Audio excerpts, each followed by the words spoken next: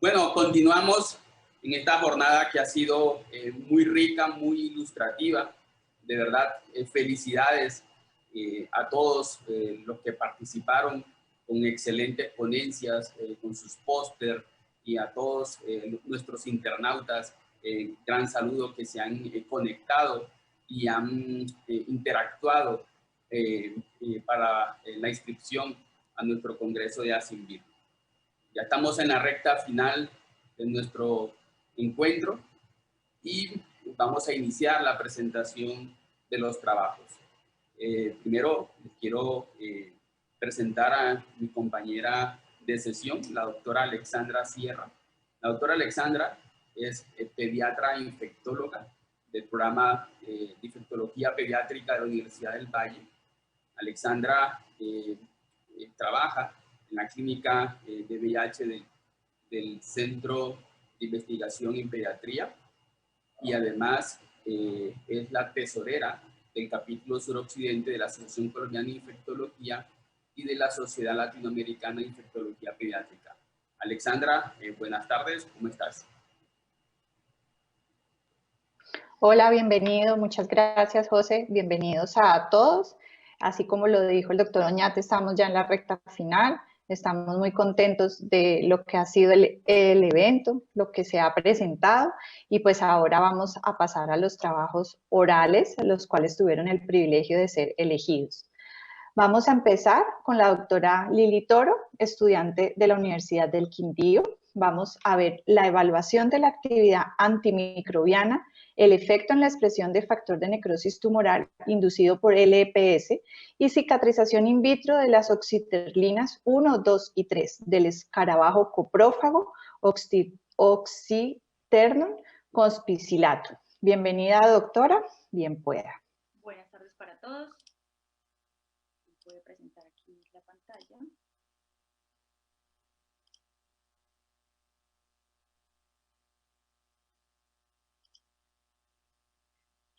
Bueno, les voy a presentar, como dijo la doctora, ya este trabajo que es desarrollado por mí, Lili Toro, y es dirigido por el doctor Germán Alberto Telles y el doctor John Carlos Castaño. Este trabajo fue desarrollado en el Centro de Investigaciones Biomédicas de la Universidad del Quindío, en el grupo de Inmunología Molecular GIMOL. Entonces, como introducción, pues todos conocemos este fenómeno de la farmacoresistencia que afecta entre el 0.18 y 1.3% de la población adulta mayor y que genera, según la Organización Mundial de la Salud, 750.000 muertes al año a nivel mundial. Por eso, pues es tan importante la búsqueda de nuevos antibióticos o moléculas que puedan combatir este fenómeno. Además, se estima que si no se hace esta búsqueda, esta ardua búsqueda de antibióticos o estas moléculas, para el 2050 se estima que podrían haber 10 millones de muertes debido a esta causa. Una de las alternativas que se ha descrito en los últimos años para combatir el fenómeno son estos péptidos de defensa del hospedero, en los cuales pues, nuestro grupo de investigación ha venido trabajando. Voy a presentar aquí el láser. Que además, la ventaja de estos péptidos, que además de presentar actividades antimicrobianas, pues presentan un gran número de actividades diferentes, como en la cicatrización, por ejemplo, en la angiogénesis, como antiendotoxinas, en la antisepsis, entre otras actividades. Entonces, dentro de nuestro grupo, en un trabajo previo, lo que hicimos fue realizar el primer estudio en este escarabajo, Oxyternum conspicillatum. Nos interesó porque es un escarabajo coprófago, por lo tanto, pues la hipótesis era que debería tener un sistema inmune bastante fuerte para poderse defender y llevar todo su ciclo de vida allí. Y allí realizamos el análisis del transcriptoma, identificando diferentes péptidos de defensa del hospedero de diferentes familias, dentro de las cuales identificamos 3 que denominamos oxisterlinas, porque pertenecen al grupo de la familia de las secropinas de estos péptidos de defensa. Nuestra pregunta de investigación surgió entonces a partir de eso. Entonces, si estas oxisterlinas 1, 2 y 3 de este escarabajo coprófago tenían algún potencial antimicrobiano, modulador y en la cicatrización in vitro. Como objetivo general nos trazamos evaluar la actividad antimicrobiana, el efecto en la expresión de TNF-alfa inducido por lipopolisacárido y en la cicatrización in vitro de estas 3 oxisterlinas. Como objetivos específicos nos trazamos evaluar la actividad antimicrobiana y citotóxica, por microdilución en placa, evaluar el efecto de la modulación de la expresión de TNF-alfa en PBMCs inducidos por lipopolisacárido in vitro, y además evaluar el efecto en el cierre de heridas en un modelo de queratinocitos in vitro. Les voy a ir explicando. Entonces este trabajo se dividió en dos fases principalmente. La primera fase involucró las 3 oxisterlinas y la segunda fase pues la realizamos con nuestros mejores candidatos, que fueron la oxisterlina 1 y 3. Entonces en la primera fase hicimos una caracterización físico-química, les voy a mostrar acá fase por fase, una caracterización físico-química, encontrando que nuestros péptidos tienen de 39 a 55 aminoácidos. Esta es la secuencia del péptido maduro que encontramos. Son catiónicos, por lo tanto, pues pertenecen a esta familia, ¿sí? Son altamente catiónicas. Estas características son importantes porque las relacionan con la actividad del péptido. En nuestra predicción estructural la hicimos tanto de forma in silico como experimentalmente. Entonces, estos péptidos presentan una estructura alfa-hélice principalmente. En su extremo aminoterminal son anfipáticos, tienen una cara hidrofóbica en rojo, hidrofílica en azul, y en su extremo carboxilo terminal son más hidrofóbicos. Esto lo confirmamos por dicroísmo circular, encontrando pues que el espectro de absorción de luz polarizada de estos péptidos es principalmente de alfa hélices. Este diagrama de hélice lo que nos ayuda a observar es el ángulo de hidrofobicidad, característica que también la relacionan con la actividad de los péptidos, y para los 3 encontramos un ángulo hidrofóbico de 120 grados. Entonces, hasta este punto son péptidos de la familia de las ecropinas. Además, tienen un dominio aminoterminal conservado que las diferencia de otras ecropinas de otros órdenes. Acuérdense pues que este escarabajo pertenece al orden Coleoptera y la podemos comparar con órdenes, por ejemplo, de hexapo, de adípteros y lepidópteros, que también tienen otras ecropinas, pero en su estructura son ampliamente diferentes. Y por lo tanto, pues esta ecropina Interpro no la reconoce dentro de esta familia. Sin embargo, las características físico-químicas y estructurales pues las hacen pertenecer a esta familia. Posteriormente realizamos la actividad antimicrobiana, evaluamos estos péptidos contra bacterias gram negativas y gram positivas, encontrando que principalmente tienen actividad contra bacterias gram negativas en estas concentraciones mínimas inhibitorias, desde 3.12 a 50 microgramos por ml, pero nuestro candidato más promisorio es la oxisterlina 3 por sus menores concentraciones mínimas inhibitorias. Posteriormente la oxisterlina 1 por su amplio espectro de acción, miren que fue más activo contra gram negativas y también contra esta gram positiva, Staphylococcus apophyticus, un aislado clínico, y en menor medida la oxisterlina 2. Bueno, esto si lo vamos a comparar estos resultados con lo que está descrito en la bibliografía, pues estos péptidos tienen rangos de acción con lo que está descrito, con péptidos ya descritos, por ejemplo, para Calolepta luxuriosa y Paderus dermatitis en estas concentraciones mínimas inhibitorias. También presentaron actividades de resaltar contra bacterias multidrogoresistentes como Klebsiella pneumoniae y Pseudomonas aeruginosa, pues que estas bacterias pertenecen al grupo crítico en la lista de patógenos prioritarios según la Organización Mundial de la Salud, y si pues comparamos nuestras MICs, también están dentro de los rangos de acción. También presentaron actividad contra bacterias gram positivas. Sin embargo, cabe resaltar que esta familia de péptidos generalmente son activos contra bacterias gram negativas y en menor medida contra bacterias gram positivas, incluida Staphylococcus aureus. Entonces, si ya nos vamos a mirar o a hipotetizar algo del mecanismo de acción, podríamos decir que como estos péptidos son catiónicos, lo que puede estar pasando en comparación pues, con otros péptidos que ya están descritos su mecanismo de acción, lo que podría estar pasando es una atracción de interacciones electrostáticas entre la membrana de las bacterias, ya sea con el lipopolisacárido del péptido glicano en bacterias gram positivas, y la parte catiónica del péptido, que es la parte aminoterminal. Luego hicimos la caracterización o evaluamos la actividad citotóxica. Allí identificamos una dosis efectiva 50, ¿sí? Que aquí está calculada para los 3 péptidos, e identificamos una dosis tóxica 50. Y con estas dos evaluaciones calculamos el índice terapéutico, que fue mayor a 129 para la oxisterlina 1, mayor a 11.62 para la 2 y alrededor o mayor a 290 para la oxisterlina 3. Entonces este péptido, la oxisterlina 3, pues sigue siendo más promisorio.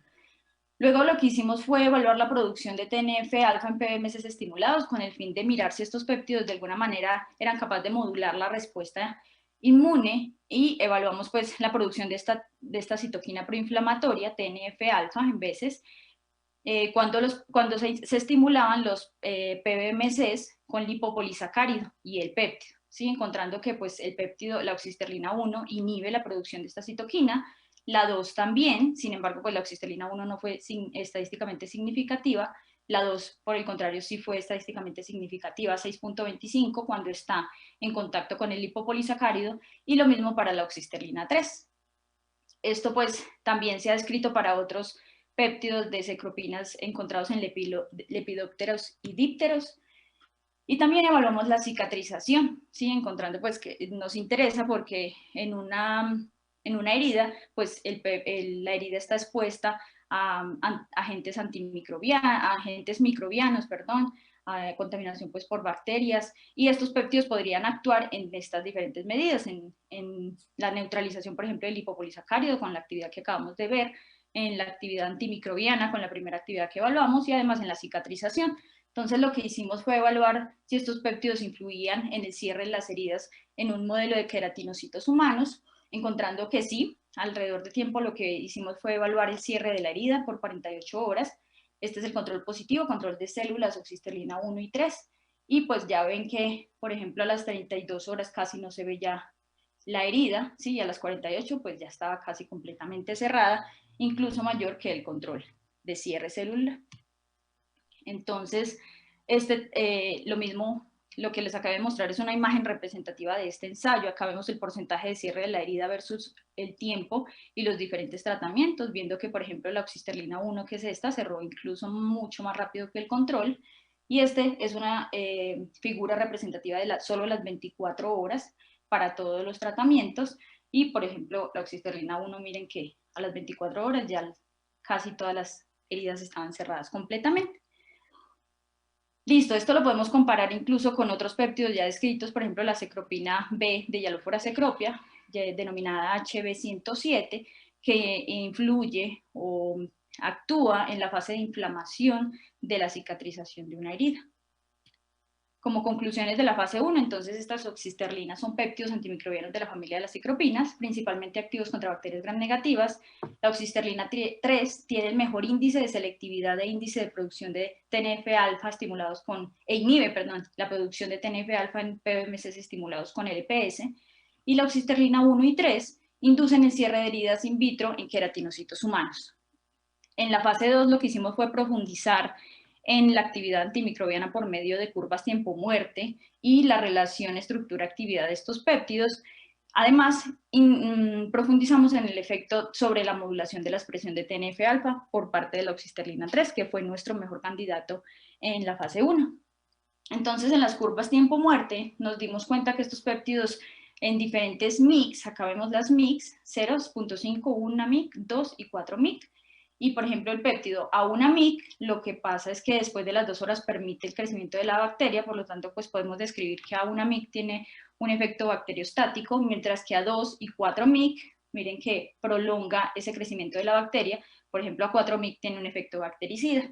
Lo mismo ocurrió para la oxisterlina 2, en este caso 2 y 4 MIC tienen efecto bactericida hasta las 3 horas evaluadas y bacteriostático a una concentración mínima inhibitoria. Y para la 3 igualmente, a una concentración mínima inhibitoria permite el crecimiento y vuelve y lo inhibe, ¿sí? No sabemos si por degradación posiblemente del péptido. Y a las 2 y 4 veces la MIC no permite nunca el crecimiento de la bacteria hasta las 3 horas evaluadas. Profundizamos también en la inducción de la expresión de TNF-alfa por parte de la oxisterlina 3 por medio de este ensayo. Entonces lo que hicimos fue adicionar las diferentes moléculas, fuera lipopolisacárido u oxisterlina 3, primero.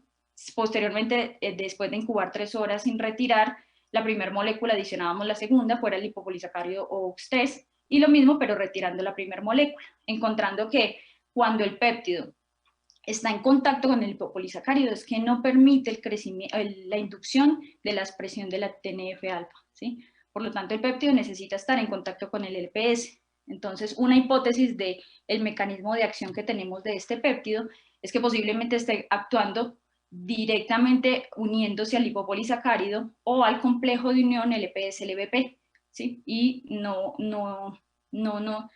creemos que esté involucrado pues, en este receptor, que es el R4, ¿sí? Que es al que se le une el lipopolisacárido para permitir la inducción de la citoquina proinflamatoria.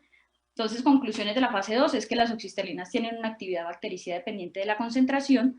La oxisterlina 3 a la MIC presenta un comportamiento bacteriostático y la oxisterlina 3 posiblemente está interactuando de forma directa con el lipopolisacárido para modular la producción de TNF-alfa en PBMCs. Muchas gracias. ¿Preguntas?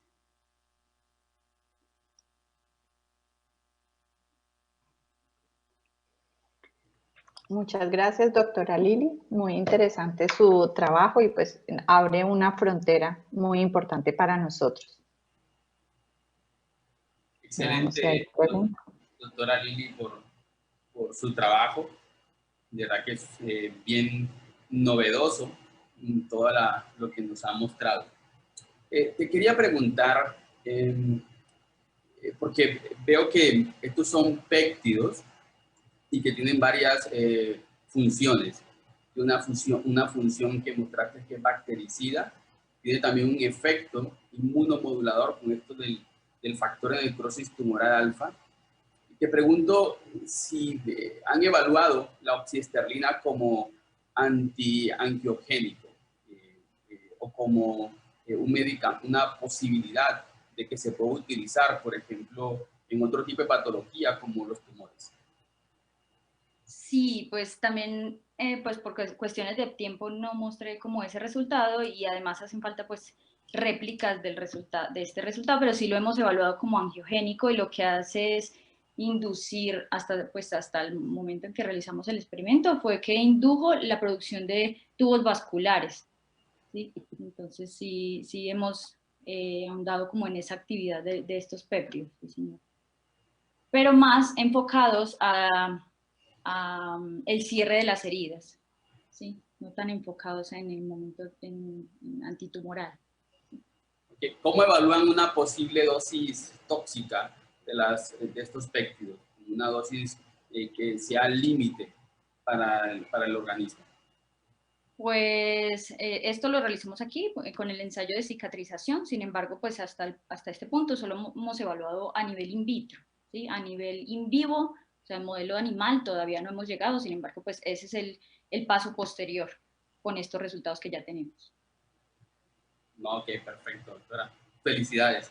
Excelente trabajo y vamos a revisar. No hay más preguntas. Felicidades de todo el auditorio. Muchas gracias.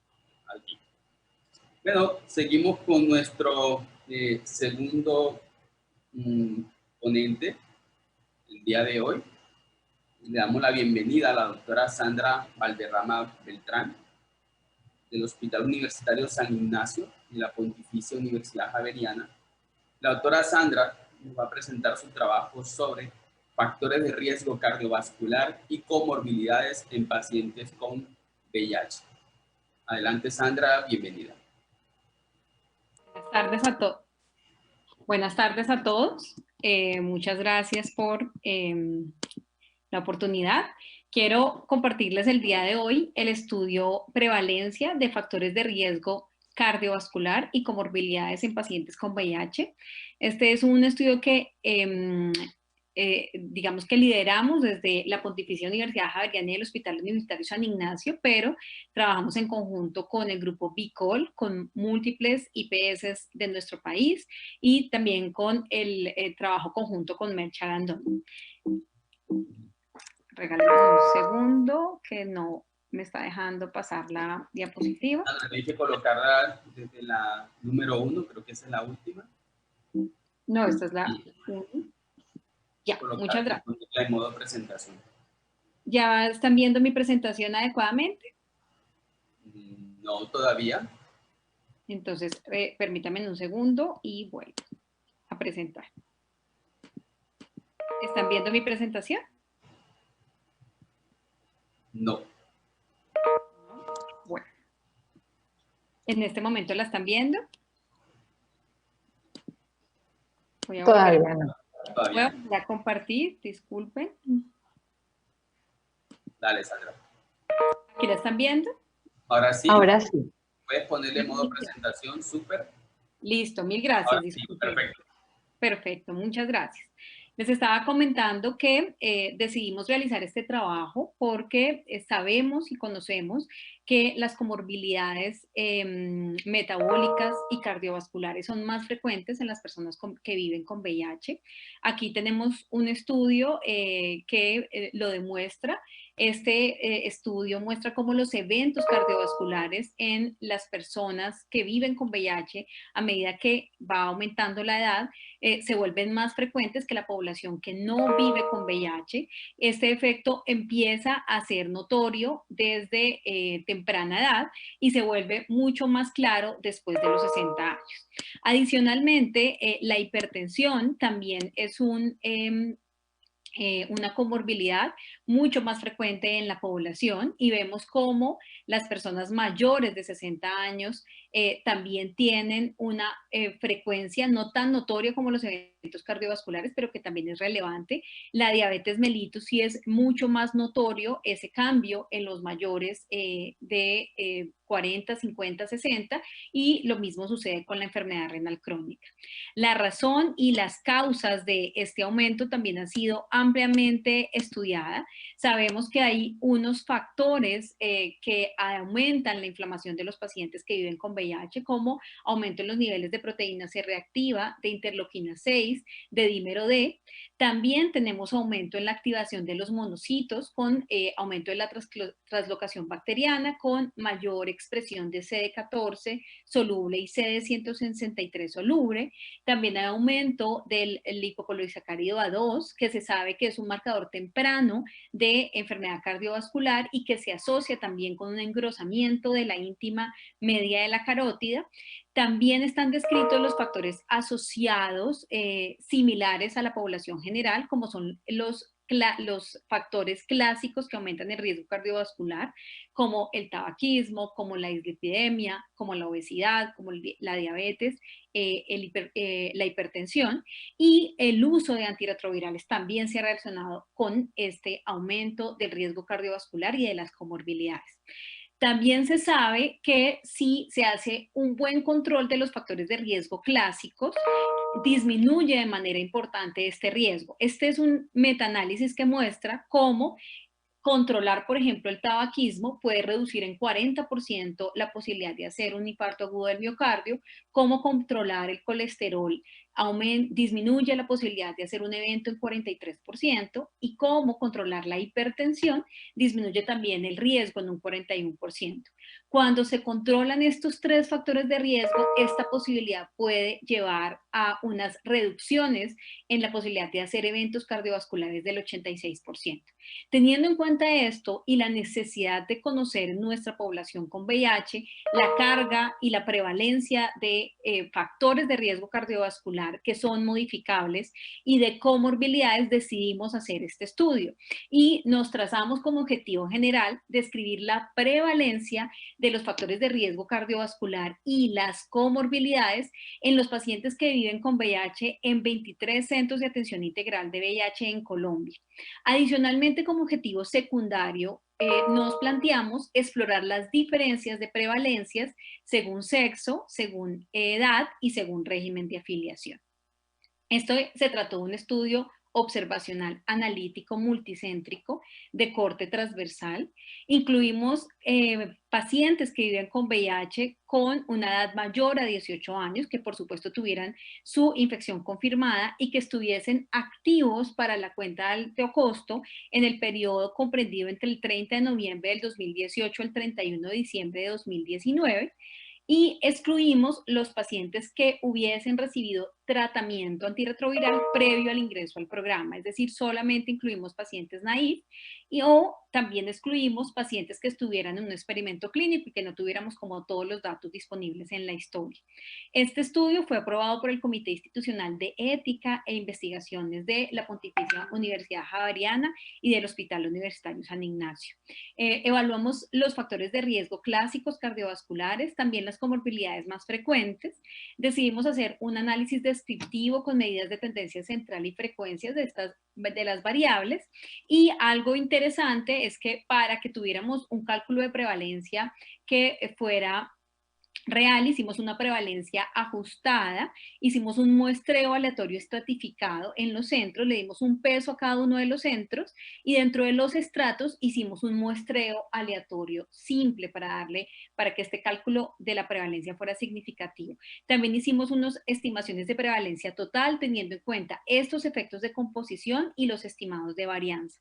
Por último, para hacer la exploración de acuerdo a sexo, de acuerdo a edad y de acuerdo al régimen de afiliación, hicimos una comparación para las variables continuas con T-Student no pareado y para las variables categóricas con chi cuadrado.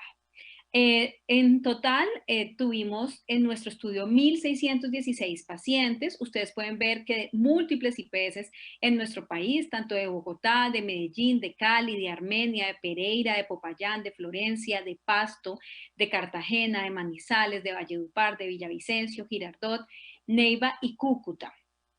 Cuando empezamos a ver cómo se comporta y cuáles son las características sociodemográficas de la población que incluimos, tenemos que similar a la población que hemos caracterizado de VIH por la cuenta de alto costo. Entonces, la mayoría de personas son hombres, 83%.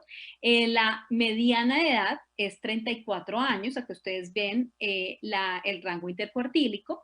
De esta población, mayores de 50, que ya vimos que va a ser relevante para estas comorbilidades, son el 17% de esta población.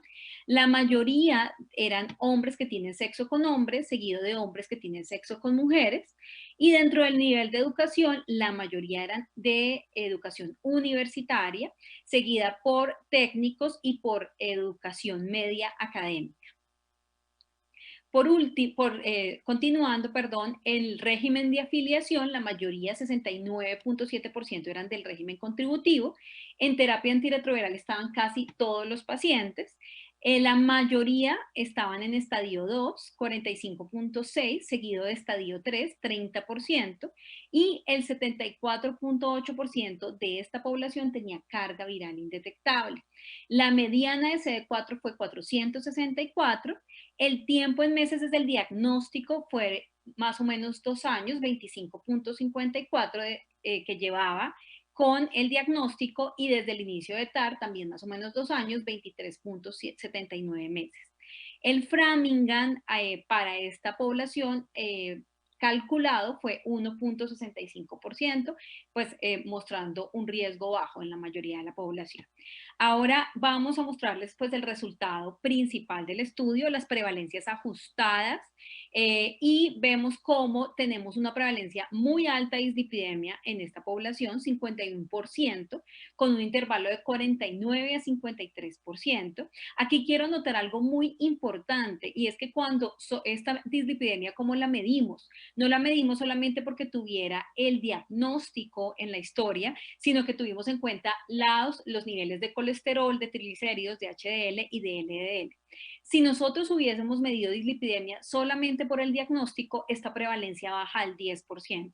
Es decir, que notamos cómo hay un subregistro de este diagnóstico en las historias clínicas, y realmente esta variable la captamos y este diagnóstico lo hicimos con los últimos niveles de perfil lipídico que tenían los pacientes. Seguido de la dislipidemia como factor de riesgo cardiovascular, encontramos el tabaquismo con 7.6%.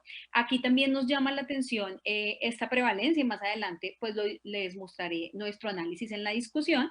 Obesidad, 5.67% de prevalencia, historia familiar de evento cardiovascular, 5%, y síndrome metabólico también nos llama la atención, una prevalencia baja de 0.7%.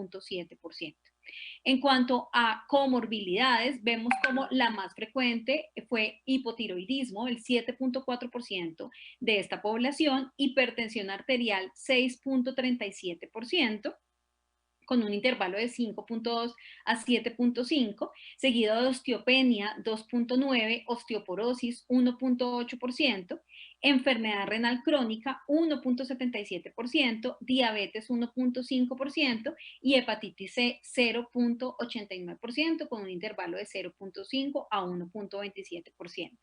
Ahora, cuando miramos estos mismos factores y comorbilidades, dependiendo de si las personas tenían menor o igual a 50 años o más de 50 años, encontramos las siguientes diferencias. Encontramos que pues teníamos más mujeres en las mayores de 50 años. Adicionalmente, era más frecuente tener el estadio 2 y el estadio 3 en la población mayor de 50 años. También era más frecuente tener personas indetectables mayores de 50 años, que esto ya ha sido mostrado por otros estudios a nivel mundial y también a nivel local. También encontramos un nivel de CD4 mayor en la población menor o igual a 50 años, a pesar de que era menos probable que estuvieran indetectables. Y cuando vemos sobrepeso, encontramos que es más frecuente en los mayores de 50 años. Asimismo, no encontramos una diferencia estadísticamente significativa, pero también hay una tendencia a mayor obesidad. Y en cuanto al tabaquismo activo, por el contrario, fue mayor en los menores de 50. Por otro lado, cuando vemos las comorbilidades, pues es muy claro cómo la hipertensión arterial es mucho mayor en los mayores de 50, entonces noten cómo la prevalencia en los menores de 50 es 3.29%, pero en los mayores de 50 es casi 24%. Diabetes mellitus es 0.4% en los menores o iguales a 50, pero a los mayores de 50 también es 6 veces más alta, 6.4%.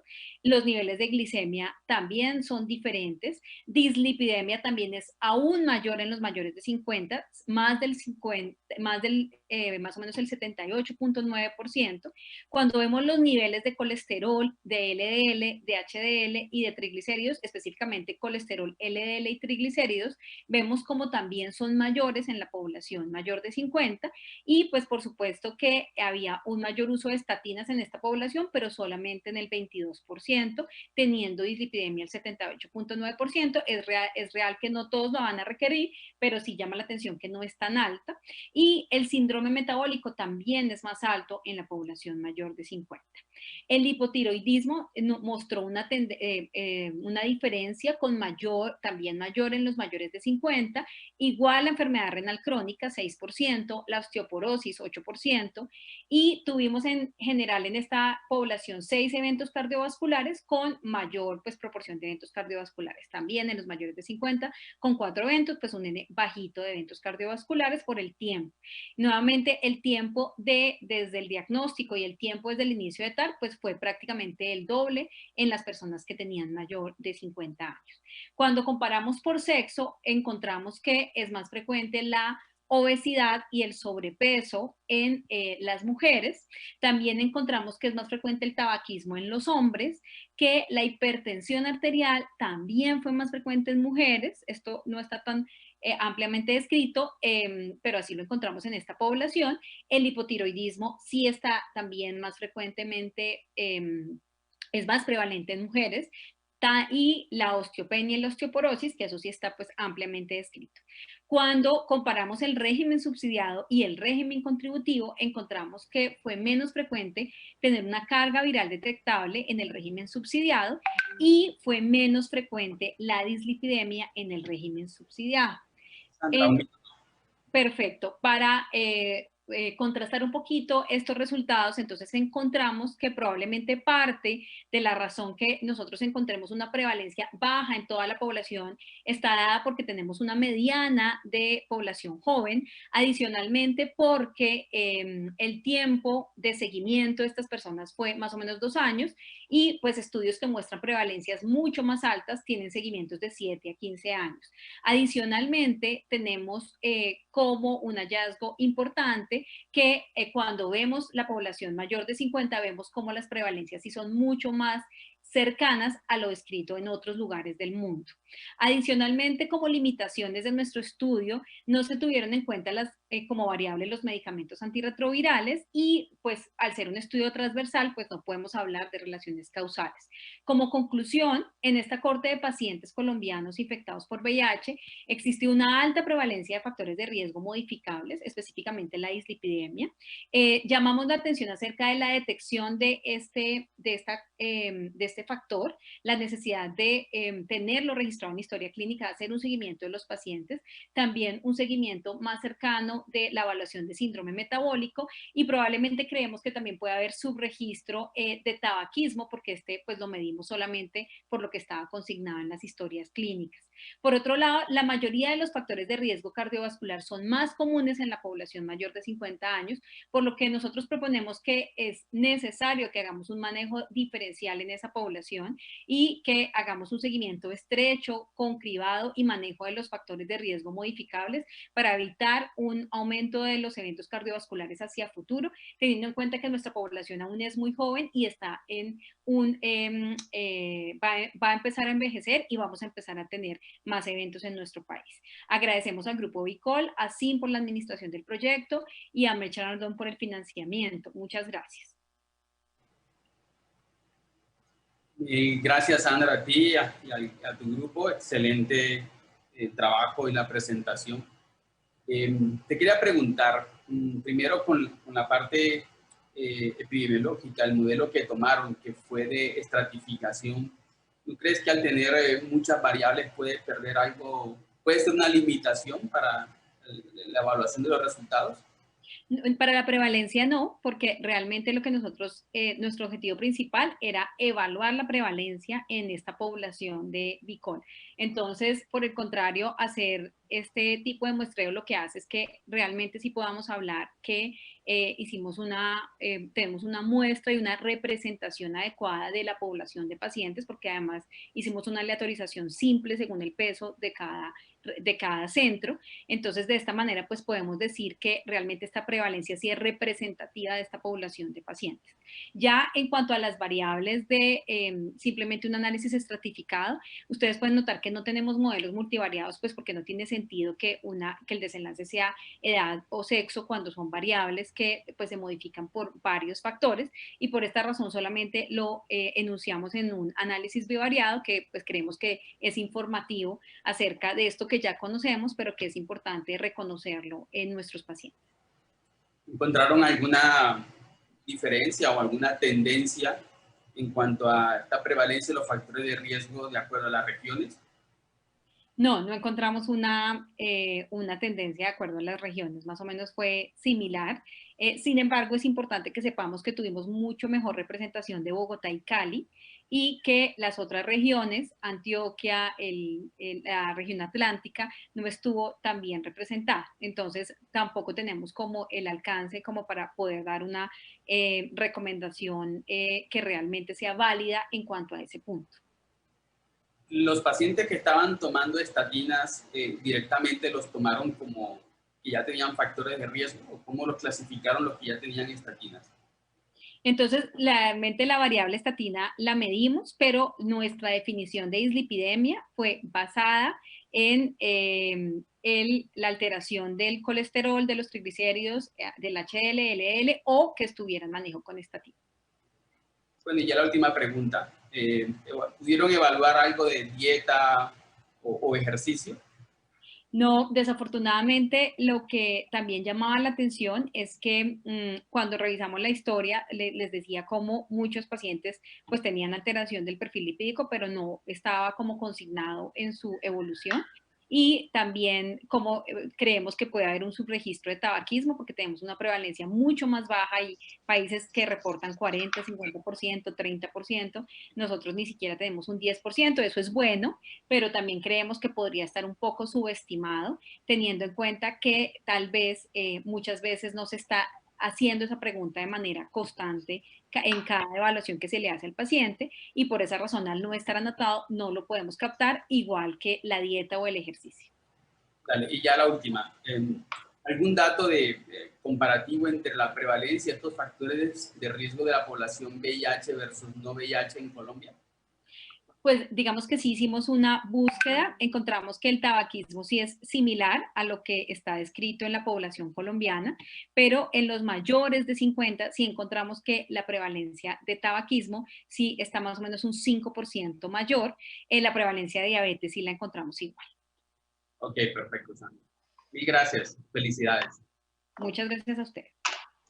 Muchas gracias, doctora Valderrama. Es un estudio muy interesante y aunque sabemos los desenlaces de pronto en los pacientes con VIH y los factores de riesgo, pienso que es muy importante caracterizar nuestra población y así poder hacer más adelante algún tipo de intervención.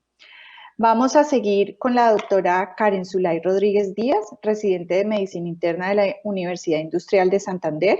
Ella trae una temática muy importante como es la amiloidosis, enfermedad emergente en Colombia, una serie de casos y revisión de la literatura. Bienvenida, doctora. Hola, buenas tardes. Bueno, este proyecto, esta serie de casos se realizó en el Hospital Universitario de Santander y la Clínica Los Comuneros, bajo la dirección del doctor Luis Guillermo Uribe, el doctor Agustín Vega y, bueno, los coautores que aparecen allí. La melioidosis es una enfermedad producida por bacilos gram negativos que hasta 1992 perteneció al género Pseudomonas y a partir de allí por sus características clínicas y microbiológicas se generó pues otra clasificación como un género aparte.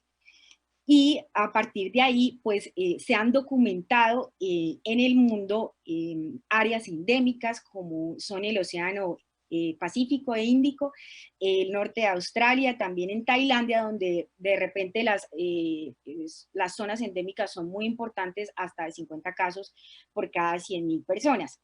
Sin embargo, en América y bueno, en Latinoamérica en general, los casos son menores. Aquí vamos a ver que este es uno de los últimos reportes donde podemos ver la distribución de burkholderia en el mundo.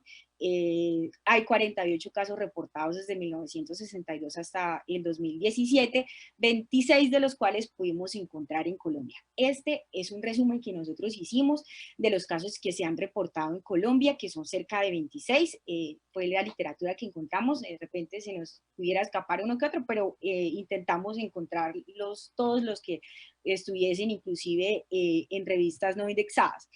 Y pues nosotros frente a la sospecha clínica que tuvimos de nuestros casos nos llamó mucho la atención que antes nunca en Santander o en nuestros Santanderes se habían identificado casos o por lo menos se habían publicado y por eso quisimos hacer la descripción y la experiencia clínica que nosotros hemos tenido.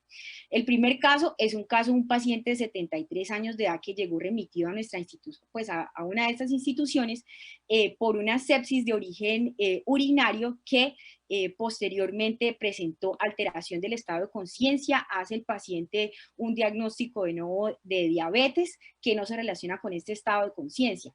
Entonces se le hace líquido cefalorraquídeo, hemocultivos, inicialmente intentamos aislar la bacteria porque no nos daba muy coincidente en el Walkaboy que teníamos y la mandamos por MALDI, pero en ese momento el MALDI nos arroja que es una burkholderia cepacia, no quedamos muy contentos con el reporte porque dijimos, este caso es muy raro, el paciente hace shock séptico, falla ventilatoria, requiere soporte vasopresor y finalmente lo pudimos identificar por biología molecular. También la cepa no crecía como crecía de pronto normalmente los otros géneros, como cepacia no crece como ella crece, y bueno, eso también nos ayudó bastante. El asunto es que el paciente se le da egreso y finalmente vuelve otra vez a tener un absceso en el tórax y nuevamente pudimos identificar.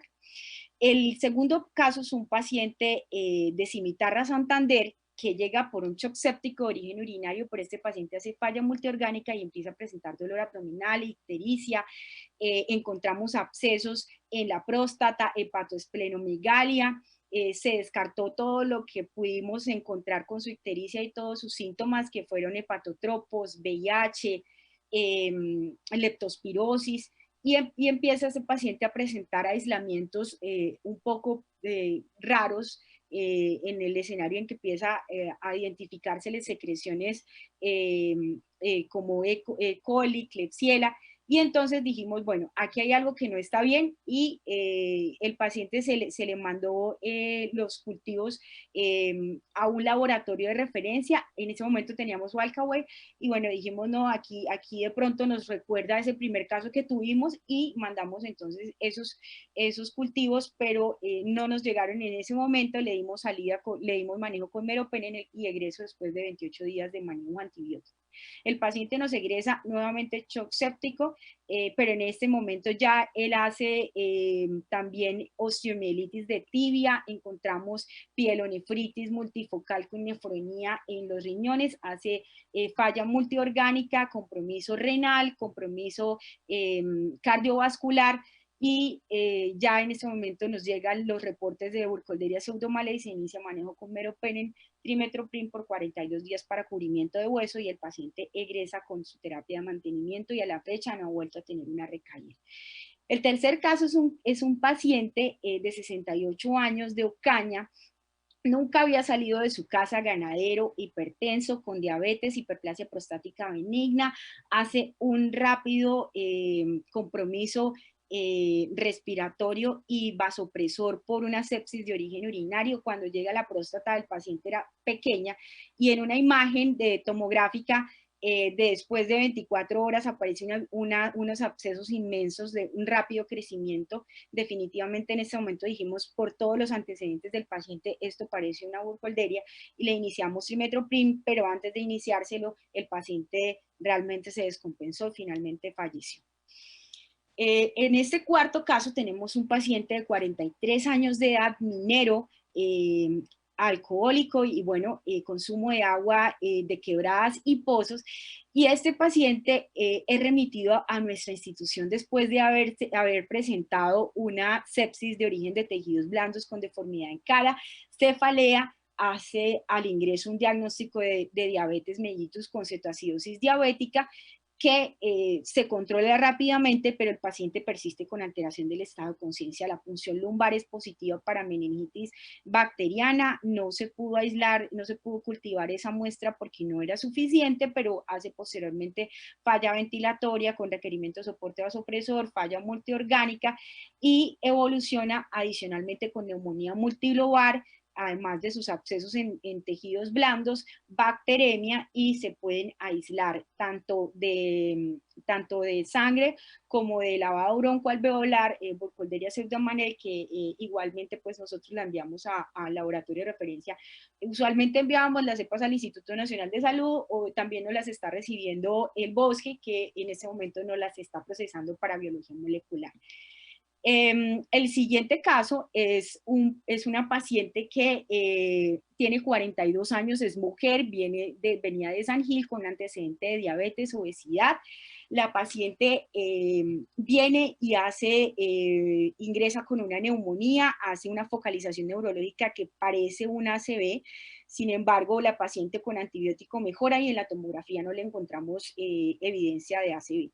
La paciente durante la estancia inicia con mejoría de su focalización neurológica, pero empieza nuevamente a presentar CIRS y hace un deterioro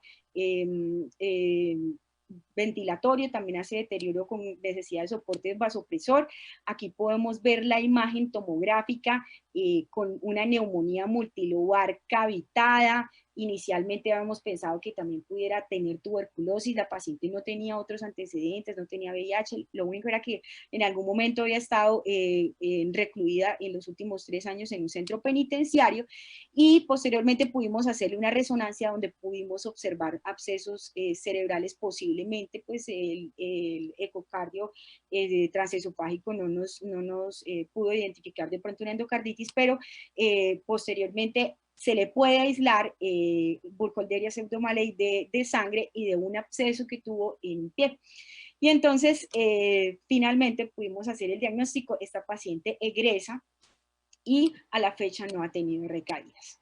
Este último caso es un paciente que viene de Arauca, ingresa sin antecedente de diabetes, es el único que no tiene antecedente de diabetes, el único antecedente es alcoholismo.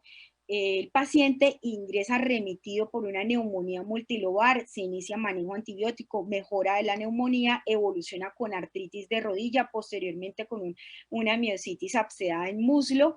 La neumonía pues empieza a ser derrame pleural tabicado y se puede aislar Burkholderia cepacia tanto del drenaje de la rodilla como del absceso, como de la sangre, y pues concluimos allí en un caso de sepsis más bacteremia sin choque séptico, pero y sin compromiso multiorgánico. Este es el resumen de lo que nosotros encontramos, el resumen que nosotros encontramos de la descripción. ¿Qué nos llama la atención? Nos llama la atención que los pacientes en general son mayores de 40 años, de los 6, 4 eran entre 40 y 50 y los otros 2 mayores de 50 años. 5 de los 6 pacientes masculinos, todos habían tenido contacto con el ambiente de una forma bastante importante, como aguas quebradas, consumo de agua no potable, la ganadería, ¿sí? Entonces, todas estas cosas de pronto también hacen que hizo que el paciente que pudimos identificar o sospechar también se le pudieran aislar la bacteria. Adicionalmente, llama mucho la atención que de los 6 pacientes, 5 tuvieron diabetes o de novo o ya la tenían, y estos 5 pacientes con diabetes fueron los que nos hicieron falla multiorgánica, soporte vasopresor, requerimiento de ventilación mecánica. El único paciente que no vino con un antecedente de diabetes, pero sí alcoholismo, pues solamente hizo sepsis y rápidamente pudo salir del proceso infeccioso, a diferencia de los otros 5 anteriores, que algunos también tuvieron desenlaces fatales. Entonces, los factores de riesgo realmente los cumplen nuestros pacientes en esta tabla comparativa, que es de los más importantes realmente la diabetes y el consumo de alcohol, los vemos reflejados en esta descripción. Adicionalmente, también los pacientes en general no habían tenido salidas de su lugar de origen, y eso nos hace pensar que tanto esta bacteria está en nuestro ambiente y que tanto nosotros de pronto, por las dificultades que tenemos de pronto en los laboratorios, por la dificultad de la sospecha diagnóstica o por un deterioro ventilatorio, un deterioro de un compromiso hemodinámico, rápidamente el paciente fallece y no alcanzamos entonces a hacer el diagnóstico. Nosotros creemos que hay un subdiagnóstico de esto por estas razones. Otra cosa que es muy importante, que la temperatura en promedio de los estudios que han reportado en los brotes más importantes es aproximadamente 28 grados, sin embargo vamos a ver que aquí también en grados inferiores pudimos identificar el aislamiento.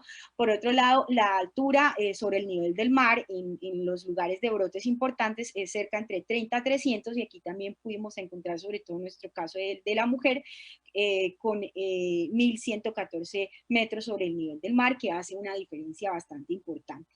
Y hay una cosa súper especial y súper importante de esta serie de casos, y es que, como yo lo mencionaba al inicio, y de pronto por el tiempo no nos da como para charlar de cada uno de los casos que se han reportado a nivel nacional, vamos a ver que la mayoría de estos casos son casos que se han reportado con focos bacteremia, pues en varios casos con focos urinarios, algunos focos en hueso, pero ninguno de los casos que se han reportado a nivel nacional han sido con compromiso del sistema nervioso central. En nuestra serie de casos encontramos 3 casos en los que se sugiere por imagen y por clínica que haya compromiso del sistema nervioso central, y uno de ellos con una certeza microbiológica porque se pudo aislar finalmente en un líquido cefalorraquídeo la Burkholderia pseudomallei, y ese líquido fue el que finalmente mostramos con PCR también.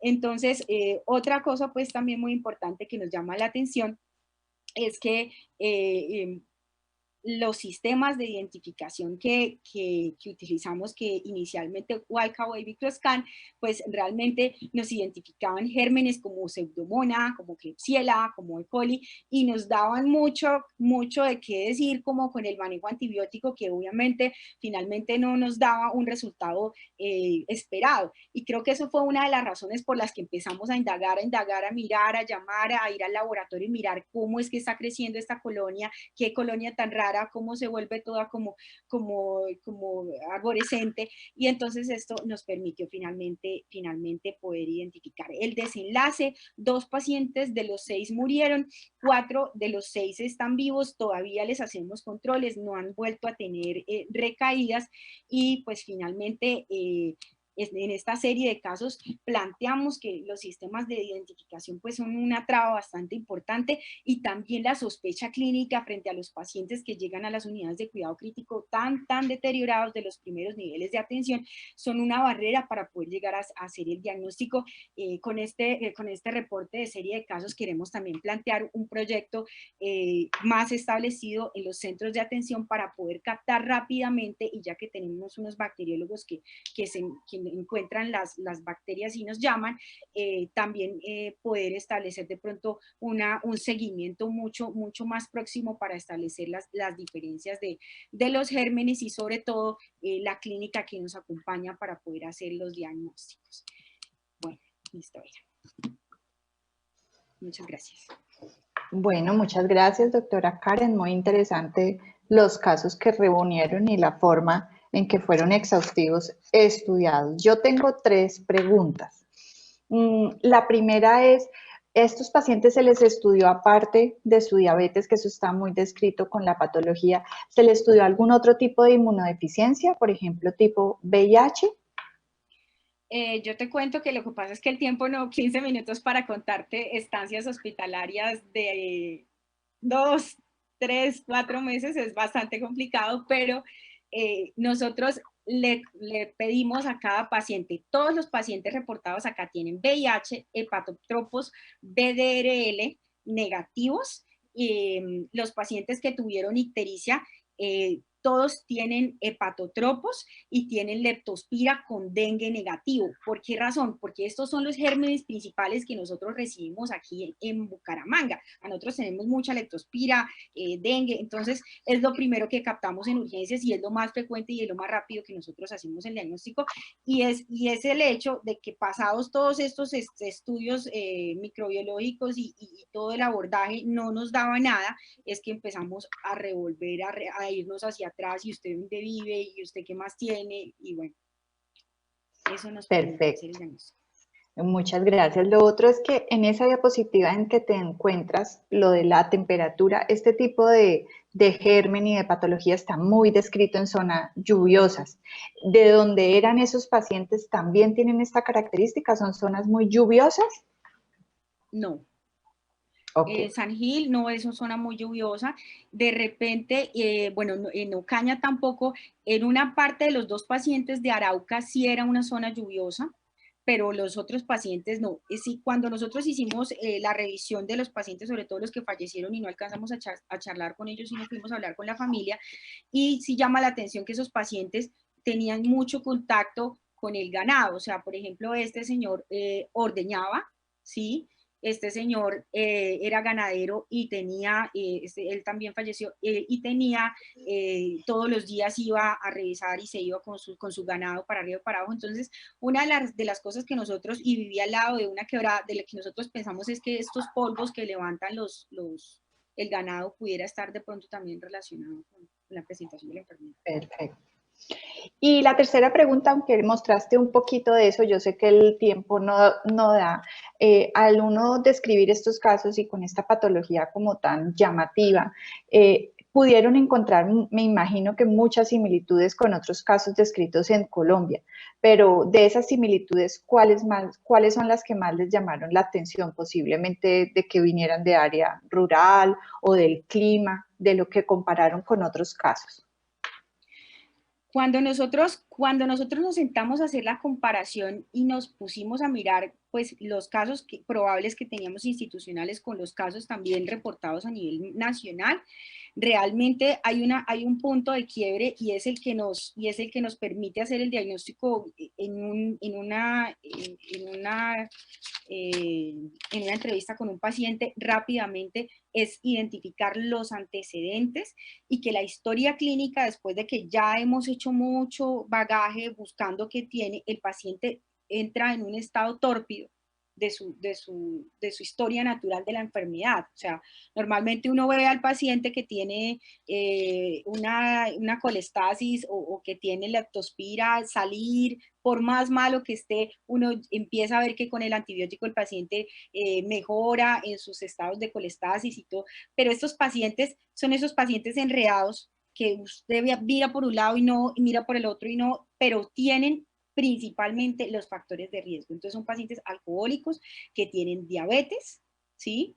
Y que viven en áreas rurales, ¿sí? Y que de un momento a otro tienen un absceso por un lado, un absceso por el otro, y empiezan a salir unos y otros, y realmente el que más nos costó mucho trabajo de llegar al diagnóstico fue la mujer, porque en los otros uno sabía que la próstata se le ponía grande, que la parte urinaria, que el alcoholismo, en ella no, fue muy difícil. Realmente yo me senté y le saqué del absceso de pie un montón y me fui al laboratorio con la microbióloga y dije, bueno, vamos a hacer esto, lo otro, aquello. Pero esos son los factores de riesgo, son los que, la evolución tórpida que no pega con ningún otro diagnóstico microbiológico ni clínico. Entonces, Bueno, muchas gracias. No sé si José tiene alguna pregunta. Sí, doctora, felicidades por su trabajo y por recordarnos esta infección que podríamos decir que es de las olvidadas o poco comunes por las dificultades en el diagnóstico. De los casos que tuviste, ¿cuántos presentaron recaída de la infección? la recaída la tuvieron 2 pacientes, el que hizo el absceso de tórax y el señor que se fue para su casa, el de Ocaña, que se fue para su casa y llegó ya choqueado al mes. O sea, los 6 casos, 2 tuvieron recaídas y recaídas bastante importantes. Incluso el del absceso de tórax es ese que le pudimos aislar por PCR la bacteria en sistema nervioso central. Y este señor, después de 3 meses de haber completado el manejo de mantenimiento con trimethoprim doxiciclina ambulatorio, vuelve y hace compromiso en tejidos blandos. Una cosa que nos llamó muchísimo la atención es que la literatura reporta cerca de un 3.5% a nivel mundial de compromiso del sistema nervioso central. Y vemos en estos casos, que fueron solo 6, que realmente se presenta. Entonces nos planteamos, estamos frente a una entidad que no estamos viendo, ¿sí? Perfecto. Y gracias, doctora. Por cuestiones de tiempo vamos a seguir con el siguiente trabajo. De verdad, mil gracias y felicitaciones por ese esfuerzo que están haciendo. Bueno, quiero presentar al doctor Leonardo Arévalo Mora. Leonardo es médico líder de VIH en Bogotá, en CEPAIN IPS. El doctor Leonardo va a presentar su trabajo sobre prevalencia y caracterización de las neoplasias malignas en personas viviendo con VIH en Colombia. Listo, Leonardo, creo que la debes colocar en modo presentación y listo. Bueno, muchas gracias, doctor Oñate. Muchas gracias por la presentación y por la invitación a la participación dentro de los trabajos completos para presentación oral. Buenas noches, yo hago representación del grupo VICOL, el Grupo Colombiano de VIH. En esta diapositiva están viendo la representación de todas las IPS a nivel nacional que tiene el grupo. Este trabajo como eje de investigación fue de prevalencia y caracterización de las neoplasias malignas en VIH. Y para esto, pues entendemos que desde el inicio de la descripción del síndrome de inmunodeficiencia adquirida, SIDA, las neoplasias han tenido un papel preponderante en la morbilidad y mortalidad de la historia de esta infección. A raíz del inicio del tratamiento antirretroviral y el control de la infección, se ha logrado ver un aumento de la esperanza de vida y con ello el envejecimiento de los pacientes. Ha aumentado comorbilidades que tenemos que tener muy en cuenta. Dentro de ellas, las neoplasias no asociadas a VIH. se ha reconocido que en varias descripciones que entre el 6 y el 49% de los pacientes con VIH pueden llegar a presentar estos diagnósticos de neoplasia, más ahora que ya están llevando varios laboratorios, varios tamizajes de diagnóstico como es la citología anal, y que precisamente algunas de las características en cuestión a prevalencia de las neoplasias no asociadas a VIH tienen que ver con virus de papiloma humano. Alrededor también de 33% de personas se ha evaluado que puede llevar a la mortalidad la causa de cáncer. También se ha podido observar que, digamos, la descripción, la distribución de las neoplasias antes del inicio de la terapia antirretroviral estaba distribuida en un 70% para neoplasias asociadas a VIH y un 30% para neoplasias no asociadas a VIH. Entonces eso es lo que queremos, digamos que tenemos como ámbito a nivel mundial para ver cómo estamos en Colombia. Entonces nuestro eje de investigación era la prevalencia y características de los casos de neoplasia. Lo que queríamos era determinar estas características clínicas y epidemiológicas de las neoplasias más frecuentes en las personas de los centros de atención integral de VIH, pero más relacionados con el estadio de la infección y con la correlación con la severidad de la presentación de la misma. La metodología utilizada fue un estudio multicéntrico retrospectivo de corte transversal en 11 ciudades en Colombia, en 22 centros, que hacen parte del Grupo BICOL. El Grupo BICOL es una red colaborativa nacional sin ánimo de lucro, que lo que hace es el conjunto de la información que maneja todo lo que tiene que ver con la enfermedad por VIH, digamos todas las descripciones clínicas, con tal de, pues para generar aportes además de los que genera la cuenta de alto costo. En este estudio, entonces, estuvieron todas las personas mayores de 18 años que eran atendidos en los centros de atención de los 22 centros de las 11 ciudades, que hubieran tenido diagnóstico de una neoplasia maligna. Este tiempo o el lapso que se utilizó fue un año antes del diagnóstico de VIH y posterior al diagnóstico de VIH, con un corte al 31 de diciembre del 2018. Como exclusión teníamos las historias clínicas que estaban incompletas y aquellos pacientes menores de 18 años. Dentro de los resultados encontramos una participación de las 11 ciudades de 22 centros en todo a nivel nacional, digamos, del Grupo Colombiano de VIH, hace el seguimiento de 23.189 pacientes. Estas fueron las ciudades que registraron casos de neoplasia. Dentro de ellas, Bogotá y Cali tienen un mayor porcentaje de pacientes, con Bogotá con un 42.6% y Cali con un 23.7%. Se encontraron de estos 23.189 pacientes, 650 pacientes con diagnósticos de neoplasia maligna, de los cuales 558 eran hombres y 14% representaban mujeres. Hubo dentro del histograma de edad, hubo un mínimo de 20 años y un máximo de 82 años con una media de 47.2. Y dentro de las características demográficas de estos pacientes, se encontró que el más del 50% o el 50% tenían como escolaridad bachillerato y técnico, que en el estado civil, pacientes solteros era 64.2%, seguidos de personas en unión libre con un 14.2%.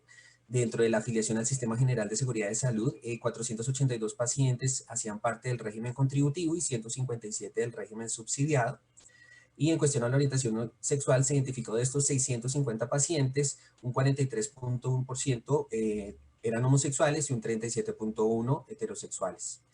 123 pacientes registraron en sus historias clínicas que tenían como antecedente el tabaquismo, lo que representó un 18.9% de los 650 pacientes.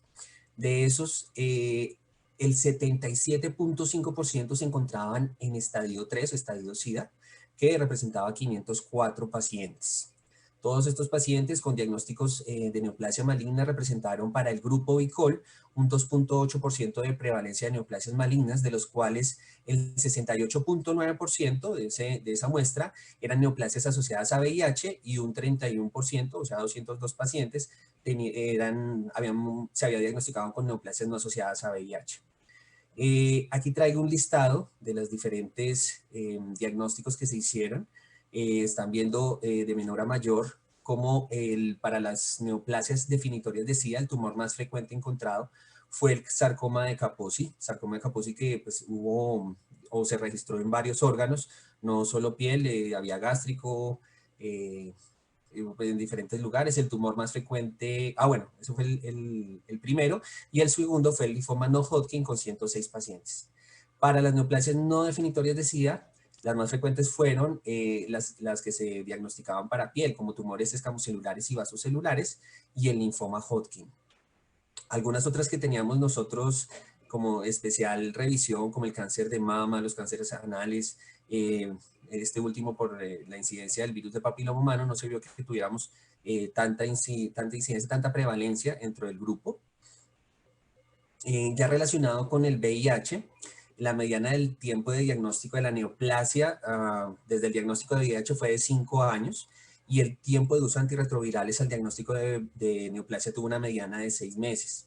Se observó que 345 pacientes tenían tratamiento cuando fueron antes de haber sido diagnosticados con el cáncer, que 380 pacientes fueron diagnosticados durante el primer año posterior al diagnóstico de VIH, y del seguimiento que se hizo anterior, solo 11 pacientes habían tenido el diagnóstico primero de neoplasia antes que el de VIH. En cuestión a los parámetros más importantes del control de la infección, está que el 48.2% cuando fueron diagnosticados con la neoplasia tenían unas cargas virales detectables, estas que las registramos como más de 1000, aunque la mediana fue de 10.638.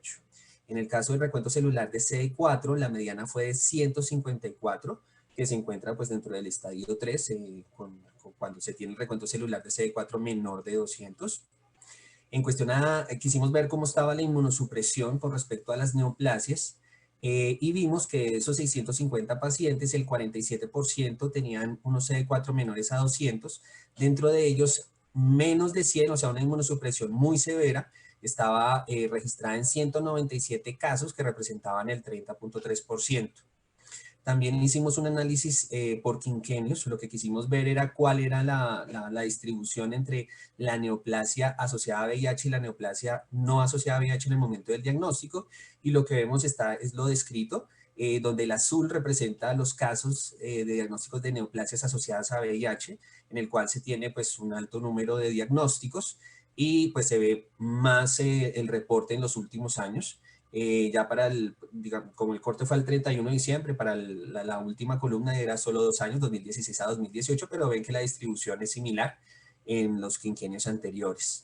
No así sucede cuando el paciente está en tratamiento antirretroviral, cuando lleva más de 6 meses de tratamiento, en el cual puede haber ya una supresión viral, en el cual el diagnóstico se hace más a los pacientes con neoplasias no asociadas a VIH.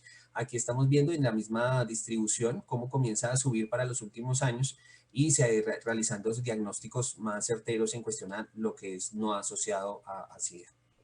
Dentro del análisis bivariado, encontramos una dependencia con estas variables: el sexo, tabaquismo, escolaridad, CD4 al momento del diagnóstico de la neoplasia, la carga viral al momento del diagnóstico, la orientación sexual y el estadio. Pero entonces lo que quisimos aquí hacer fue una diferencia entre las no asociadas y las asociadas, y encontramos que había un mayor OR en las neoplasias definitorias de SIDA comparadas a las que no, en las variables de sexo, como ven ahí, con un 3.5 versus un 0.3, en el recuento celular de 3.2 versus un 0.3, la carga viral al diagnóstico de neoplasia, que era detectable, con un 8 versus un 0.1, y en orientación sexual. Y para las neoplasias no definitorias de SIDA se presentó esta diferencia significativa entre tabaquismo y la afiliación, en el ser profesional o no, o pues haber terminado los estudios.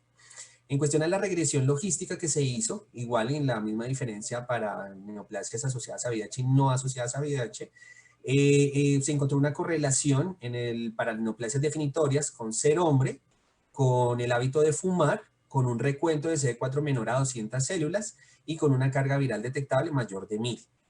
Y para las no asociadas a VIH también se encontraron, pues aquí ya digamos podemos hablar de factores de riesgo clásico: el sexo masculino, el fumar, encontramos también CD4 menores de 200 y una carga viral detectable.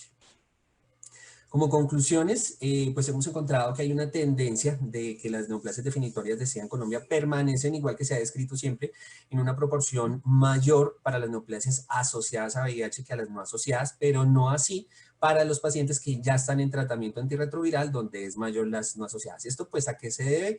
Muy posiblemente a la presentación tardía y el inicio del tratamiento antirretroviral para las neoplasias definitorias de SIDA, en las cuales se supone que se ha tenido mayor tiempo de la infección sin control, y al contrario, en las neoplasias no asociadas hay un mayor tiempo de exposición al tratamiento antirretroviral, lo que hace que haya un mejor nivel inmunológico, y que pues que no tiene que, pues no se ve relacionado con un descontrol de lo que es el virus de inmunodeficiencia humana. Pues dentro de las conclusiones que podemos tener, podemos pensar que pues, debemos requerir esfuerzos especiales para el diagnóstico de las neoplasias que no reconocemos o que nos llegan ya en estadios avanzados, porque pues incluso hay mayor mortalidad y un peor desenlace en cuestión a la calidad de vida del paciente cuando se llega a presentar. Y sobre todo porque muchas veces no hemos logrado reconocerlos. Como debilidades de este estudio, pues es una evaluación retrospectiva. Tratamos de que fuera, así como con el estudio de comorbilidades, de que tuviera una representatividad, pero pues el diagnóstico se hizo tan solo en 650 pacientes, que pues fueron los que se habían registrado. Pensamos que muchos pacientes pudieron haber salido de allí, los que no estuvieron registrados porque no eran pacientes activos para los últimos 6 meses a que empezamos el corte, puesto que pudo haberse presentado pues, lo que fue mortalidad, y estos pacientes, los registros pues son de 2, 3 años, pues no permanecen activos dentro de las bases de las cuentas de alto costo de Civigila o de las propias de las IPS. Bueno, eso es todo. Muchas gracias. Gracias al grupo Vicol y a todos los representantes, autores, coautores de este estudio, que dieron mucho tiempo generando lo que fue el software, la digitación de todas las variables. Gracias. Y gracias, Leonardo, por la presentación. Felicidades a ti y al grupo Vicol, que cada día nos ayudan a conocer mejor el impacto de la infección por el virus del VIH en nuestra población. ¿Encontraron algunas diferencias en cuanto al régimen de afiliación en salud? Sí, para las neoplasias no asociadas a VIH se vio que era más en pacientes del régimen subsidiado. Sin embargo, no hubo una significancia estadística, más sí en tener una formación profesional o no profesional, tener un nivel analfabeta o no. Lo otro que también tratamos de explorar fue el tratamiento antirretroviral, pero como fue un seguimiento durante varios años, y pues como durante los años ha cambiado los esquemas de tratamiento antirretroviral, o como llegan a cambiar cuando se les da se les inicia la quimioterapia por interacciones, pues entonces no hubo una distribución, digamos, que nos mostrara una significancia. Perfecto. ¿Pudieron encontrar algunas de estas neoplasias como parte o en el contexto de un síndrome de recomposición inmunológica? No, señor. Sí, si bien cierto, dije que alrededor de 300 pacientes fueron diagnosticados en el primer año, no representaban diagnósticos que se hubieran realizado en los primeros 2 o 3 meses que pudiese representar el síndrome, y pues ya habiendo iniciado el tratamiento antirretroviral. No hubo una descripción así. En las personas que presentaron una neoplasia no asociada al VIH, ¿cuál es el nivel de CD4? ¿En cuánto tiempo de tratamiento antirretroviral en promedio o bajo seguimiento se encontraban los pacientes? Sí, los pacientes tenían, específicamente ese grupo tenía una mediana de 8 meses de inicio de tratamiento antirretroviral, y los CD4, yo les comenté, había tenido unos 158, pero ese era el global. La mediana de ese grupo fue de 254 de células CD4 de neoplasias no asociadas a VIH. ¿Y la más frecuente de las no asociadas a VIH cuál fue? Pues nosotros esperábamos encontrar lo que era el virus de papiloma humano, como dentro de las no asociadas, pero no, lo que encontramos fue el de piel. Había mucho diagnóstico de cáncer escamocelular y vasocelular, que ya en el conjunto, cuando hicimos las conglomeraciones en cuestión al sistema, vimos que era piel el más presente. y incluso el análisis representaba el tercer puesto y el de mama el quinto puesto. El linfoma Hodgkin que aparece en las revisiones internacionales como de los más frecuentes y pues para nosotros también estuvo en el segundo puesto. Lo que es llamativo es que no cambia dentro de la revisión de la literatura antes del inicio del tratamiento antirretroviral, donde el 70% eran las neoplasias asociadas a VIH, para nuestra muestra fue igual, fue el 68%, y pues ya es el comportamiento que les relaté cuando se inicia el tratamiento antirretroviral, el que cambia. Perfecto, Leonardo, mil gracias. No sé, Alessandra, si tienes alguna pregunta. No, solo quería preguntar si vieron alguna asociación de que hubiera antecedentes familiar de algún tipo de este cáncer que pudiera haber aumentado también los casos. Hacía parte del registro, pero no se vio ninguno, doctor. Perfecto, gracias. Bueno, doctor Arévalo, muchísimas gracias por su presentación. Pienso que es una presentación muy detallada y necesaria para el seguimiento de nuestros pacientes con VIH, para crear posiblemente esquemas de tamizajes futuros. Vamos a seguir con el doctor Sigifredo Ospina, docente de la Universidad de Antioquia, quien nos va a mostrar la caracterización epidemiológica, clínica y microbiológica de una serie de pacientes con meningitis tuberculosa. Bienvenido, doctor.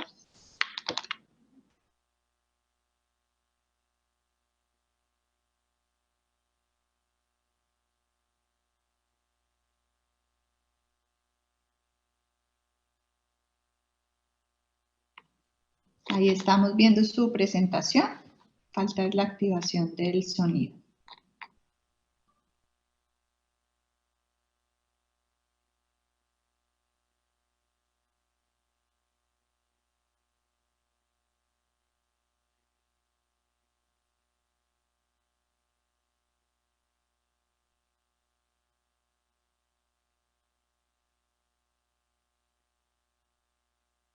Ahí me escuchan.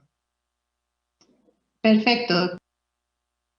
Muy bien, entonces vamos a presentar el trabajo caracterización epidemiológica, clínica y microbiológica de una serie de pacientes con meningitis tuberculosa, realizado con 2 estudiantes de microbiología y bioanálisis de la Universidad de Antioquia, la coordinadora del Laboratorio Clínico del Hospital Universitario San Vicente Fundación y el líder de biología molecular e inmunología de trasplantes del mismo hospital.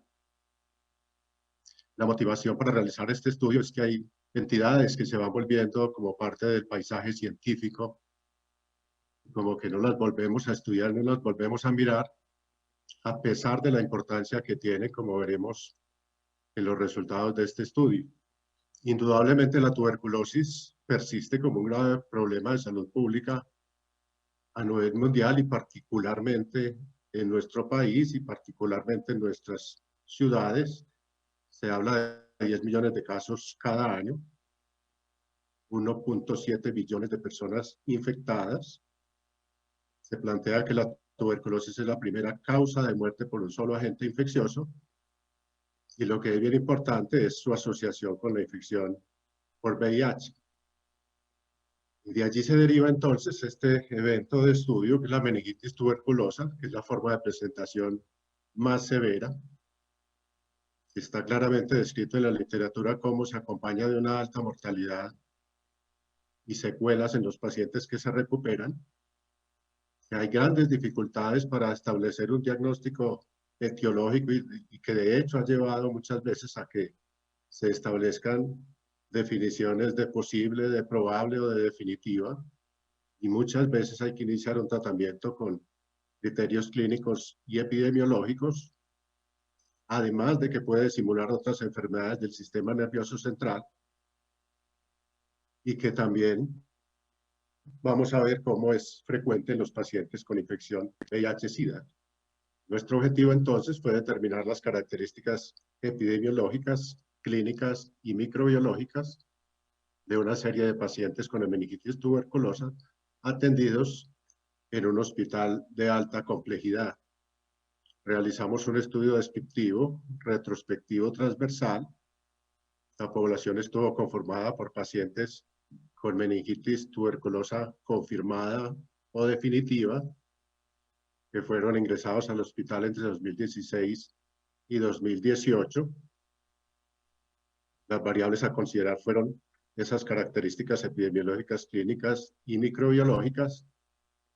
Para el análisis, los datos se organizaron en una base de datos en Excel para luego ser exportados al paquete estadístico SPSS, y a partir de ahí se hicieron los correspondientes análisis de la estadística descriptiva con medidas de tendencia central, de dispersión y frecuencias absolutas y relativas para las variables cualitativas, y se contó con el permiso del Comité de Ética Institucional, además de que se garantizó la confidencialidad en la información.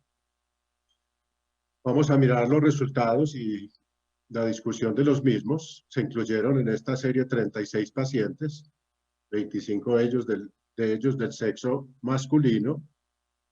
Está descrito en la literatura un ligero predominio en el sexo masculino para esta entidad sin que se conozca exactamente cuál es la razón. Y observen ustedes cómo la mayoría de los pacientes estaban en el grupo de 21 a 50 años.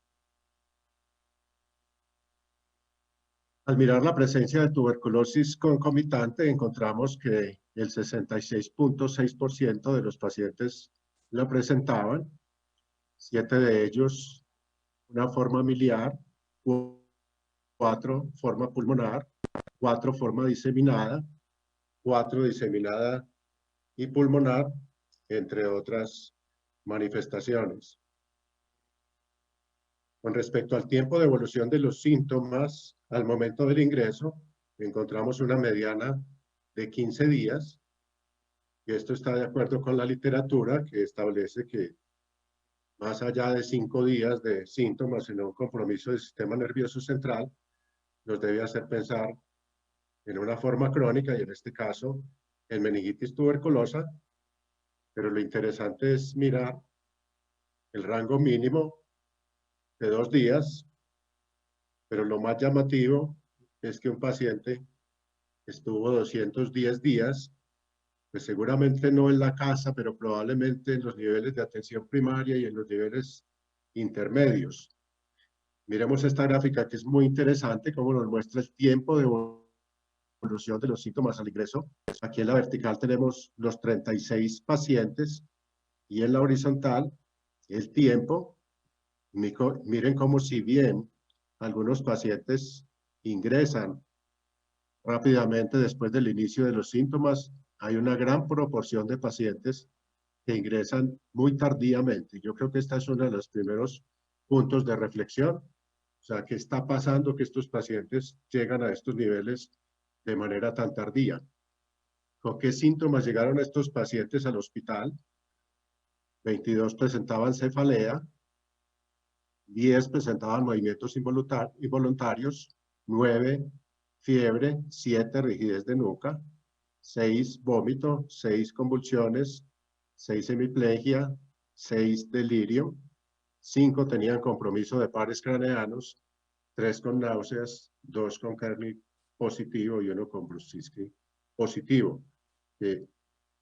Digamos que en general, pues estas son como las manifestaciones que presenta la meningitis tuberculosa, pero ya digamos que en un estadio mucho más avanzado, y nos refuerza ese concepto anterior en el sentido de cómo nuestros pacientes están llegando tarde.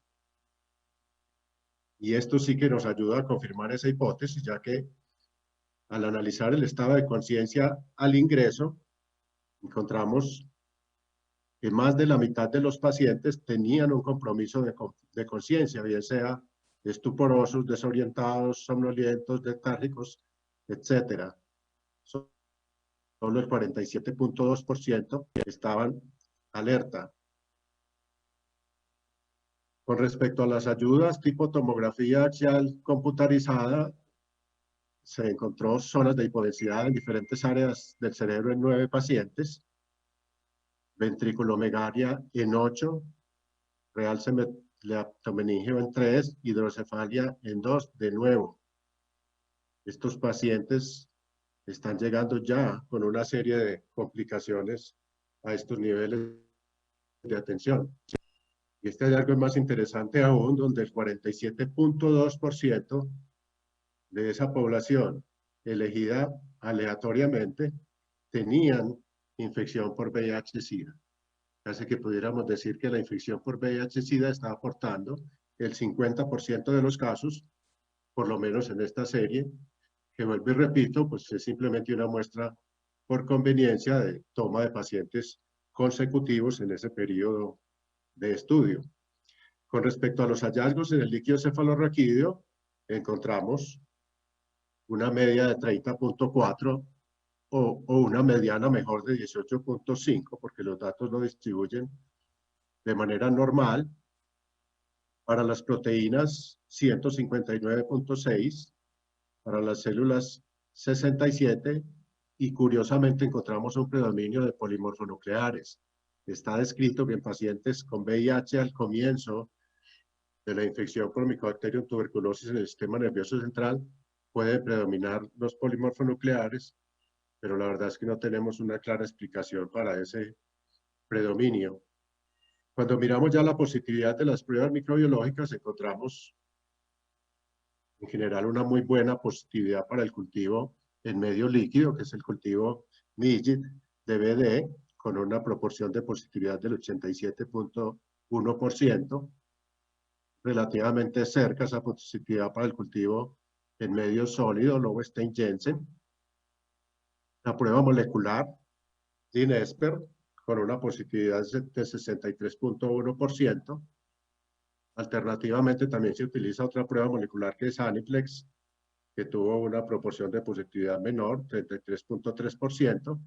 Y miren la baciloscopia, totalmente concordante con lo que dice la literatura, para una proporción de positividad de 9.7%. La literatura nos habla más o menos de un 10%, y que puede mejorarse con algunas estrategias de ultracentrifugación y otras. Cuando miramos las pruebas positivas que aparecieron de manera simultánea en los pacientes, encontramos, pues digamos que una combinación, pero para resaltar, en un solo paciente se tuvieron todas las pruebas positivas y la prueba molecular fue la única positiva en 7 pacientes. Yo creo que es uno de los aspectos también como destacar aquí, es como ya la biología molecular empieza a aportar en la mejora en el diagnóstico de este tipo de situaciones. Ahora, ¿cómo evolucionaron los pacientes durante la hospitalización? Solo 7 pacientes, el 19.4%, permanecieron en estado de alerta durante la hospitalización. Es decir, el resto, que son 29, el 80.6%, evolucionaron a diferentes estados de alteración de la conciencia durante esa hospitalización. Y miren esto qué tan interesante, tiempo desde el ingreso hasta el diagnóstico definitivo. Es que no es una situación fácil. Y empezar un tratamiento antituberculoso por mera sospecha tampoco es fácil. Entonces miren cómo hubo un paciente que tardó más de 2 meses en el que se estableciera un diagnóstico definitivo. Probablemente ya estaría bajo tratamiento empírico, eso no lo evaluamos. Pero si miramos la mediana, fue de 5.5 días, pero la media que ya tiene en cuenta estos extremos es de 12.5 días. Aquí les queda debiendo el rango intercuartílico y la desviación de estándar.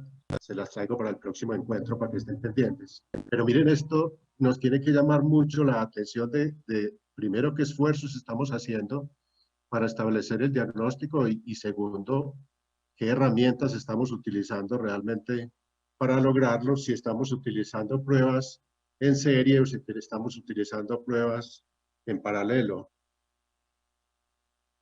Con respecto al estado al alta, miren por qué es tan importante pensar y seguir pensando en este tema.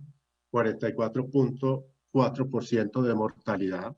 Eso es supremamente alto, pero está establecido en la literatura que se acompaña de una mortalidad alta y principalmente en pacientes con infección por VIH. No fue nuestro caso porque se comportaron de manera similar.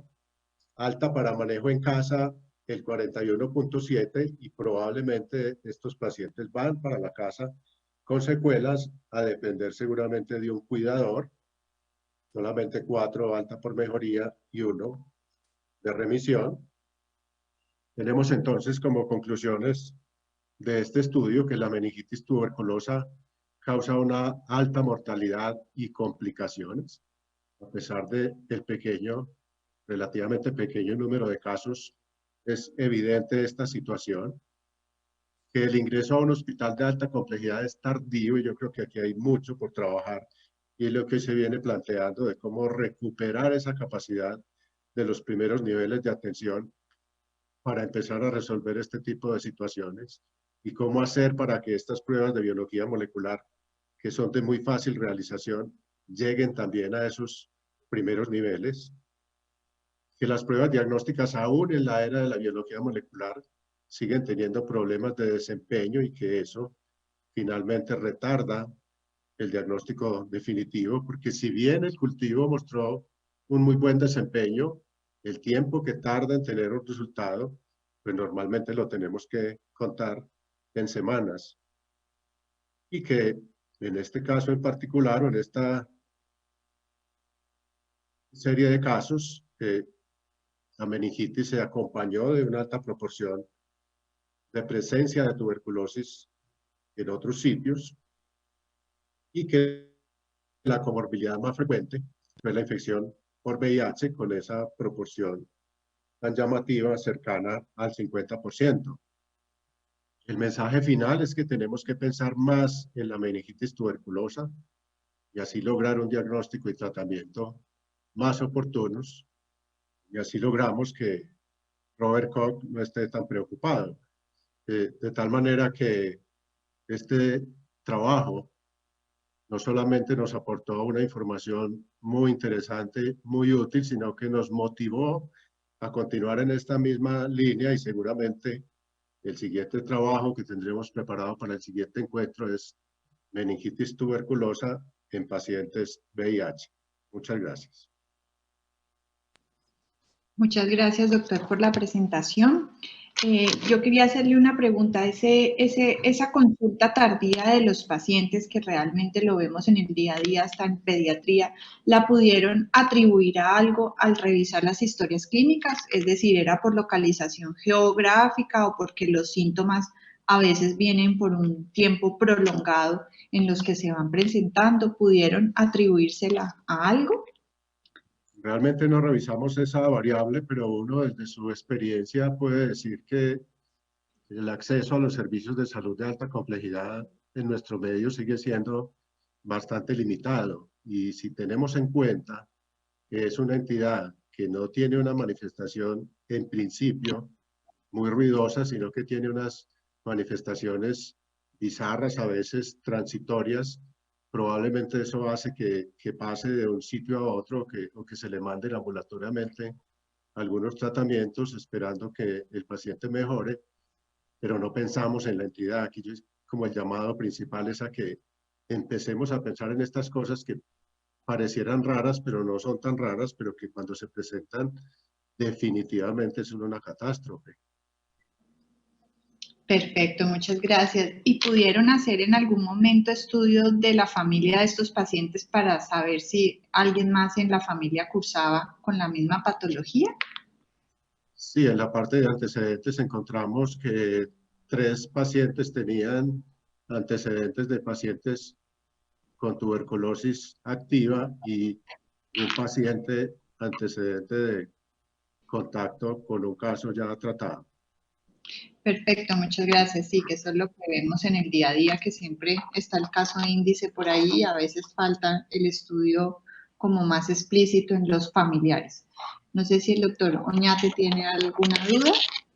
Sí, doctor Sigifredo, felicidades por su trabajo y por recordarnos de que esto es una patología que seguramente es mucho más frecuente de lo que podemos diagnosticar. Yo le quería preguntar, hay una gráfica suya que me llamó mucho la atención sobre el tiempo de evolución de los síntomas, y entendí que muchos pacientes tenían un tiempo de evolución de los síntomas muy corto. Generalmente uno asocia la tuberculosis meningia con una evolución subaguda. ¿Alguna explicación para por qué algunos pacientes tenían unos síntomas de muy corta duración. Sí, probablemente allí haya dos posibles, perdón la redundancia, sesgos. Uno sesgo de memoria, donde digamos que el paciente o el acompañante del paciente asocia el inicio de los síntomas con la manifestación más grave, con la convulsión o con otra manifestación. Y lo otro puede ser también el sesgo del registro por parte del médico en la historia clínica, pero realmente no ahondamos en ese dato. Perfecto. Otra pregunta. Ustedes realizaron GeneXpert en el líquido cefalorraquídeo, ¿cierto? Sí, por supuesto. Ese GeneXpert, ¿qué técnica emplearon? ¿Fue del centrifugado o fue directamente del líquido? Para mejorar un rendimiento muy bueno. Normalmente el procedimiento es tomar 1 mililitro de líquido cefalorraquídeo, llevarlo al buffer de lisis que trae la prueba durante unos 10 a 12 minutos. Se agita fuertemente y de esa mezcla se toman 2 mililitros y va directo al equipo. O sea, las bondades de esta tecnología es la facilidad y el poco tiempo que tiene en mano de obra. Esta tecnología nos da resultado en 1 hora. Claro. De los pacientes que pudieron evaluar con resistencia al tratamiento antituberculosis de primera línea. No encontramos resistencia a rifapicina en esta serie, que es lo único que evaluamos.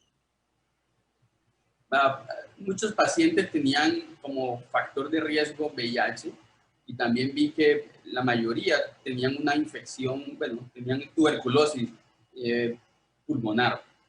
Mi pregunta es, ¿estos pacientes VIH, el diagnóstico se les realizó previo al tratamiento antirretroviral o fue independiente? No eso es, se los traigo en el próximo encuentro dentro de 2 años, porque ese es el tema que sigue para estudio. La verdad no exploramos esa variable. Bueno, listo, doctor, perfecto. No, mil gracias, de verdad. Muy ilustrativo su serie de casos y creo que es muy frecuente en nuestros hospitales y clínicas en Colombia. Felicidades a usted y a su grupo. Bueno, yo les voy a pedir a todos, por favor, que se queden conectados.